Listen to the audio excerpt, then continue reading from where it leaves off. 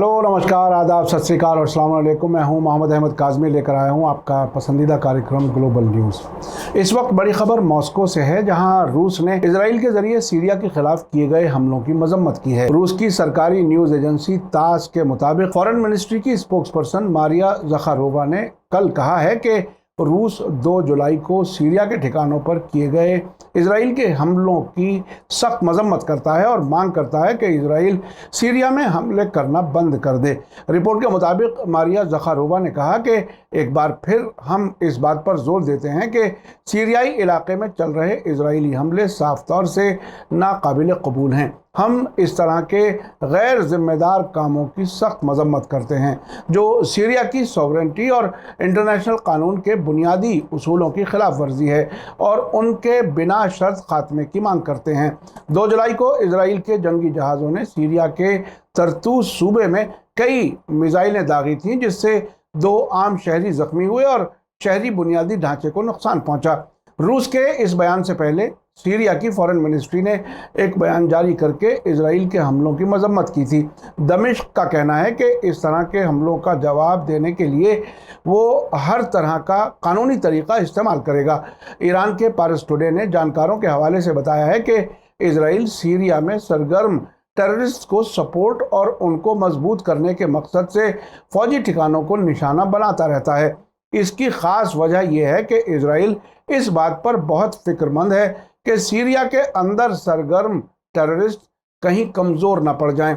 उधर इजराइल के सीरिया पर होने वाले ताज़ा हमले वाले दिन ही सैटरडे को ईरान के फॉरेन मिनिस्टर हुसैन अमीर अब्दुल्लाहियान ने सीरिया का दौरा किया था। उस वक्त ईरान और सीरिया ने इजराइल की धमकियों और हमलों का मुकाबला करने के लिए मिलकर काम करने का फैसला एक बार फिर दोहराया था। सीरिया की इलाकाई इंटीग्रिटी पर जोर देते हुए अब्दुल्लाहियान ने कहा था कि सीरिया नकली और कब्जे वाली इजरायली सरकार के खिलाफ लड़ाई में सबसे आगे है।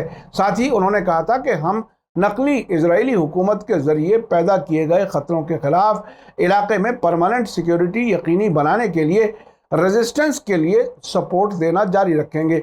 साथ ही ईरान ने सीरियाई इलाकाई इत्तेहाद और सिक्योरिटी के लिए ईरान की लगातार सपोर्ट दोहराते हुए कहा कि हम फख्र से ऐलान करते हैं कि ईरान ने मुश्किल वक्त में अपने दोस्तों और साथियों को कभी अकेला नहीं छोड़ा है।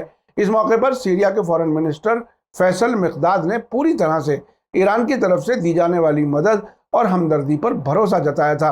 आपको बता दूं कि सीरिया में सन 2011 से क्राइसिस शुरू हुआ था। उस वक्त सऊदी अरब और अमेरिका और उनके पार्टनर्स की सपोर्ट हासिल करके टेररिस्ट ग्रुप्स ने सीरिया की बशर अल असद की सरकार के खिलाफ बड़े पैमाने पर टेररिस्ट सरगर्मियां शुरू की थी। दुनिया भर के टेररिस्ट तुर्की के इस्तांबुल हवाई अड्डे पर उतरकर जमीनी रास्ते से सीरिया और इराक पहुंचे थे। अब भी नॉर्थ सीरिया में तुर्की और अमरीकी फौजें और इदलिब सूबे में दाइश के हजारों टेररिस्ट मौजूद हैं जो बशर अल असद की सरकार के खिलाफ ताकतों को मजबूत करने का काम करते हैं।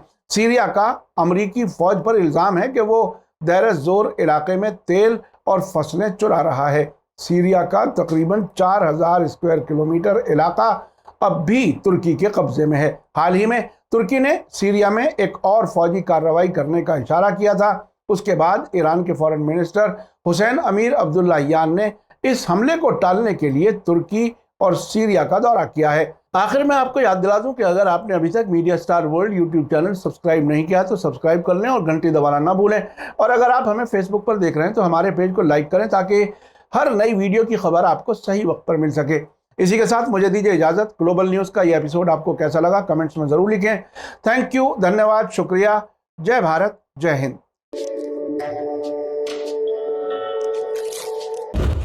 मीडिया स्टार वर्ल्ड के और वीडियो देखने के लिए हमारे चैनल को सब्सक्राइब करें और सीधे नोटिफिकेशन पाने के लिए बेल आइकन दबाएं। और अगर हमारी खबर सच्ची और अच्छी लगे तो अपने व्हाट्सएप, इंस्टाग्राम, फेसबुक और ट्विटर अकाउंट पर ज़रूर शेयर करें।